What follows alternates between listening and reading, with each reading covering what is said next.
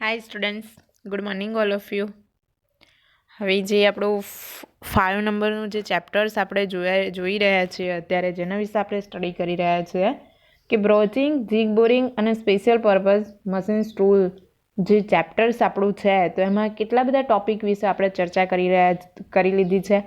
કેટલા બધા લેક્ચર્સ આપણે જોયા છે કે બ્રોચિંગ મશીન શું છે, બ્રોચિંગ મશીન્સના ટાઈપ્સ શું છે, એ ફીચર્સ જે છે તો ફીચર્સ શું છે, બરાબર.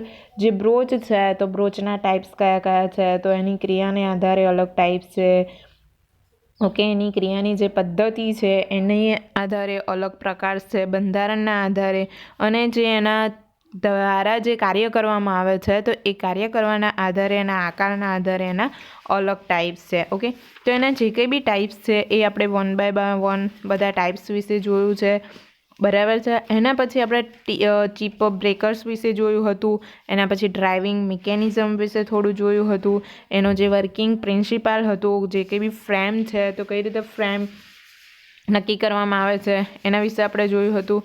હવે બ્રોચિંગ મશીન્સના પ્રકાર આપણે જોયા હતા કે ડ્રાઇવિંગ પદ્ધતિના આધારે, બ્રોચની જે ગતિની દિશાના આધારે અને ઉદ્ભવતા દાગીનાની સપાટીના સ્થાનને આધારે.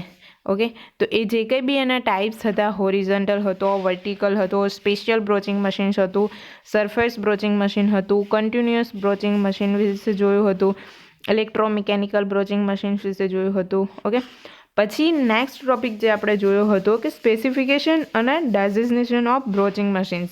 ઓકે, પછી આપણે જોયું હતું કે જે બ્રોચિંગ મશીન્સ છે તો એનો સિલેક્શન, જે ક્રાઇટેરિયા છે એ કઈ રીતે આપણે સિલેક્ટ કરી શકીએ છીએ. તો બ્રોચિંગની જે પદ્ધતિઓ છે તો પુલ બ્રોચિંગ જોયું હતું, પુશ બ્રોચિંગ જોયું હતું, એમાં કન્ટિન્યુઅસ જોયું હતું. પછી એના જે પદો છે કે બ્રોચિંગ મશીન જે છે એના ટર્મ્સ કયા કયા છે, તો કટિંગ સ્પીડ વિશે જોયું હતું, ફીડ પર ટૂથ વિશે આપણે થોડી ચર્ચા કરી હતી. ઓકે, પછી શું છે કે એના જે સ્પેશિયલ ફીચર્સ છે તો એનું કમ્પેરિઝન્સ કઈ રીતે કરી શકીએ છીએ. ઓકે, તો એનું જે કમ્પેરિઝન્સ છે એ આપણે જોયું હતું. પછી સાદો જે બ્રોચ છે એની જે ફિગર જે છે તો એના જે પાર્ટ્સ છે એના વિશે થોડું જોયું હતું. ઓકે, તો એ જે કંઈ બી વાત આપણે કરી હતી એ બ્રોચિંગ વિશે કરી હતી. ધેન નેક્સ્ટ આપણે જીગ બોરિંગ વિશે જોયું હતું કે જીગ બોરિંગમાં કયા કયા એના ટાઈપ્સ છે. તો સિંગલ કોલમ જીગ બોરિંગ જોયું હતું. પછી એમાં જે એના પાર્ટ્સ વિશે જોયું હતું કે બેડ છે, સ્તંભ, કોલમ જે છે, હેડસ્ટોક છે, ટેલ સ્ટોક છે, ટેબલ અને સેડલ છે. ઓકે, એના પછી આપણે ડબલ કોલમ જીગ બોરિંગ વિશે જોયું હતું. ઓકે, પછી specifications of jig boring machines જોયા હતા. ઓકે, પછી સિસ્ટમ ઓફ અને મેઝરમેન્ટ જોયા હતા એના. ઓકે, પછી બોરિંગ જે ટૂલ્સ છે એ કઈ રીતે માઉન્ટિંગ થઈ શકે છે એના વિશે જોયું હતું, બરાબર. પછી જે બોરિંગ બાર્સ છે, કટર હેડ્સ છે અને ફેસિંગ જે એના માઉન્ટિંગ ટૂલ છે, એ ત્રણેય ટૂલ વિશે આપણે થોડી ચર્ચા કરી હતી. એ 3 ટૂલની જે ચર્ચા કર્યા પછી આપણે એના વર્કિંગ પ્રિન્સિપાલ જોયા હતા કે ફિક્સ્ડ વર્કપીસ અને ફિક્સ્ડ જે ટૂલ છે એ બંને કઈ રીતે વર્કિંગ કરી શકે છે એના વિશે થોડું જોયું હતું. ઓકે, ધેન નેક્સ્ટ એના પછી આપણે જોયું હતું કે મેથડ ફોર લોકેટિંગ, કે કોઈ પણ મશીન્સ છે એને ફીચર્સ સાથે તમે કઈ રીતે લોકેટ કરી શકો છો. ઓકે, તો એમાં લેઆઉટ જોયું હતું, બટનિંગ જોયું હતું, બરાબર. પછી આપણે એના ઉપયોગો જોયા હતા કે કઈ રીતે એના ઉપયોગો, કઈ જગ્યાએ જીગ અને ફિક્ચર્સ છે એ શું કરવા માટે ઉપયોગમાં આવે છે, તો એના ઉપયોગો જોયા હતા. ઓકે, હવે જે નેક્સ્ટ ટોપિક જે આપણો છે કે વિવિધ એસપીએમ અને તેના ઉપયોગો. ઓકે, તો એપ્લિકેશન્સ જોવાની છે આપણે એસપીએમની. તો એસપીએમના ઉપયોગોમાં આપણે જોઈશું કે પહેલાં એની નીડ છે કે એની જરૂરિયાત શું છે. તો જ્યારે બહુ મોટી સંખ્યામાં એક જ પ્રકારના અને એક સરખા દાગીના બનાવવાના હોય ત્યારે એસપીએમની જરૂર પડે છે, કારણ કે તેઓ સ્ટાન્ડર્ડ મશીન ટૂલ્સ છે. ઓકે, મતલબ એ શું છે કે સ્ટાન્ડર્ડ મશીન મેથડ જે છે એમાં એની જે સરખામણી છે, એનું જે એટેચમેન્ટ છે એ એના કરતાં વધારે ઝડપી હોવાથી એની જે ગુણવત્તા જે છે એ ઊંચી ગુણવત્તા છે. ઓકે, અને જે ચોકસાઈવાળા દાગીના જ્યારે બનાવવાના હોય ત્યારે આપણે SPM મેથડ દ્વારા બનાવી શકીએ છીએ. પછી શું છે કે એનો જે ઉત્પાદન દર છે એ જ્યારે ખૂબ ઊંચો હોવો જોઈતો હોય છે અને કુલ ઉત્પાદનના સમય ઘટાડવા માટે પણ એનો ઉપયોગ થાય છે. હવે શું છે કે આમ એકંદર ઉત્પાદન માટે જે કંઈ બી પ્રોડક્ટિવિટી જે છે ઓકે, તો જે કંઈ બી પ્રોડક્ટિવિટીમાં શું છે કે એની જે પ્રોડક્ટિવિટી વધારવા, જે ગ્રાહકની બધી જરૂરિયાતો સંતોષવા માટે SPMની જે જરૂરિયાત છે એ ઉદ્યોગોમાં મહત્ત્વની થઈ શકે છે. બરાબર. હવે શું છે કે factor affecting constructional design and application. તો બંધારણીય રચના ઉપર જે અસર કરતા ઘટકો અને તેના ઉપયોગો છે.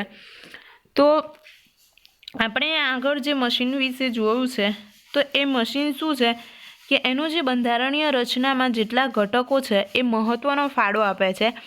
તો કયા કયા ઘટકો છે તો એ ઘટકો વિશે આપણે જોઈશું કે SPMમાં અંદર આવતી શક્તિનું સ્વરૂપ અને તેનો સ્ત્રોત જે છે એ શું છે કે દાગીના પરથી મટીરિયલ દૂર કરવા માટે જોઈતી શક્તિનું સ્વરૂપ છે.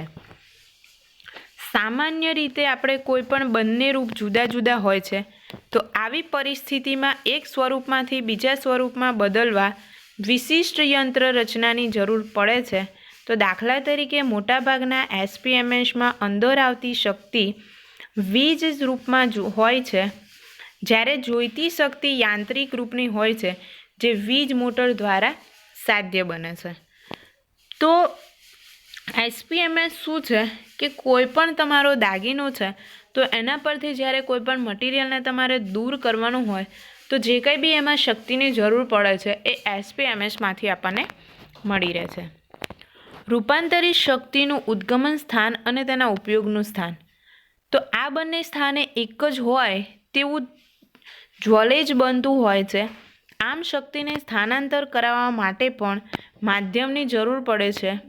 તો જે કંઈ બી માધ્યમની જરૂર પડે છે એ માધ્યમ છે મિકેનિકલ, ઇલેક્ટ્રિકલ, હાઇડ્રોલિક કે પછી આમાંના મિશ્ર સિદ્ધાંતને આધારે કામ કરતા હોય છે. તો જેની પસંદગીના મુખ્ય આધાર બંને જે સ્થાનની પરિસ્થિતિઓ છે તો એને સ્થાનાંતર પામતી શક્તિના જથ્થા પર રહેલ હોય છે.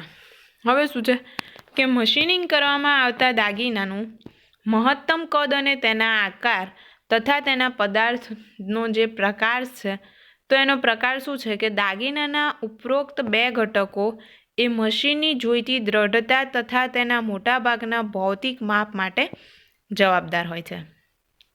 સંપૂર્ણ દાગીના બનાવવા માટે જોઈતી ક્રિયાના પ્રકાર અને તેમની સંખ્યા જે છે એ ઉપરોક્ત ક્રિયાઓ માટે જોઈતા ટૂલ્સ અને તેમના માટે જોઈતા હોલ્ડિંગ ડિવાઇસ. ઓકે, તો જો કંઈ બી દાગીનો બનાવતા હોય આપણે તો એમાં કઈ કઈ ક્રિયાઓની જરૂર પડે છે અને એ ક્રિયાઓ જે છે એમની સંખ્યા કેટલી છે, એના ટૂલ્સ કેટલા છે, એના હોલ્ડિંગ ડિવાઇસ કેટલા છે. તો દાગીનો મેળવવા માટે ટૂલ્સ અને દાગીના વચ્ચે જોઈતી પરસ્પર ગતિ તેના પ્રકાર અને દિશાના આધારે કેમની રચના કરવામાં આવે છે. તો દરેક ક્રિયા માટે લાગતો સમય પણ કેમની રચનામાં મહત્ત્વનો ભાગ ભજવે છે. કે એક પ્રોસેસ પૂરી થયા પછી જ્યારે નેક્સ્ટ પ્રોસેસ ચાલુ કરે તો એ બંને પ્રોસેસ વચ્ચે કેટલો સમય લાગે છે એ સમય પણ એક કેમની રચના માટે ઉપયોગી છે. જોઈતી સ્વયં સંચાલિત રચનાનું પ્રમાણ મતલબ કે ડિગ્રી ઓફ ઓટોમેશન, જેનો મુખ્ય હેતુ માનવ પરિશ્રમ ઘટાડવા અને ઉત્પાદન વધારવાનો છે. ઉપરોક્ત બધી જ યંત્ર રચનાઓને કાબૂમાં રાખવા જોઈતી કંટ્રોલ સિસ્ટમ. બધી જ યંત્ર રચનાને એક સંયુક્ત એકમ તરીકે વર્તવા માટે જોઈતું એક ચોકઠું છે. હવે શું છે કે જે કંઈ બી આપણે આગળ મુદ્દાઓ જે જોયા એ શું છે કે મટીરિયલને દાગીના પરથી દૂર કરવા માટે SPMSમાં દાગીના અને ટૂલ વચ્ચે પરસ્પર ગતિ સ્થાપિત કરવામાં આવે છે. તો આ ગતિ નીચે તો શેના દ્વારા આ ગતિ મેળવી શકાય છે તો દાગીનો આખી ઓપરેટિંગ સાયકલ દરમિયાન એક જ સ્ટેશને હોય છે, તેના પર એક જ સ્ટેશને જુદી જુદી ક્રિયાઓ થાય છે. આવા મશીન ટૂલ્સ એક કરતાં વધુ ક્રિયાઓ કરે છે. હવે શું છે કે આ જે મશીન્સ છે એ એક જ જગ્યાએ દાગીનાને ફિટ કરવામાં આવે છે. એક પ્રોસેસ પૂરી થશે, ઓટોમેટિકલી ધેન બીજી પ્રોસેસ ચાલુ થઈ જશે, પણ જે દાગીનો છે એને જે જગ્યાએ લોકેટ કરવામાં આવે છે એ જ જગ્યાએ ફિક્સ હોય છે. દાગીનો આખી ઓપરેટિંગ સાયકલ દરમિયાન જુદી જુદી ક્રિયાઓ માટે જુદા જુદા વર્ક સ્ટેશને ફરે છે. આમ એક સ્ટેશન પર એક કે જૂથમાં ગોઠવેલ ક્રિયા થયા પછી બાકીની ક્રિયા માટે બીજા સ્ટેશને જાય છે. તો દાખલા તરીકે શું કરવા માટે જાય છે? તો પોલિશિંગ મશીન. હવે શું છે, આ જે મશીન્સ છે એમાં બધી જ ક્રિયાઓ ઓટોમેટિકલી થઈ શકે છે, બટ આ જે મશીન એક જ જે પ્રોસેસ છે પોલિશિંગ છે એ એક બીજા મશીન થ્રુ કરવામાં આવે છે. તો જ્યારે પોલિશિંગ કરવાનું હોય ત્યારે જે દાગીનો છે એને બીજા મશીન ઉપર ખસેડવામાં આવે છે. ઓકે, તો અહીંયા જે કંઈ બી આપણું SPMS વિશે જે કંઈ બી આપણે માહિતી મેળવી છે એના જે કંઈ બી મુદ્દાઓ વિશે આપણે થોડી ચર્ચા કરી છે. ઓકે, હવે જે કંઈ બી નેક્સ્ટ છે એ આપણે નેક્સ્ટ લેક્ચરમાં જોઈશું. So thank you so much.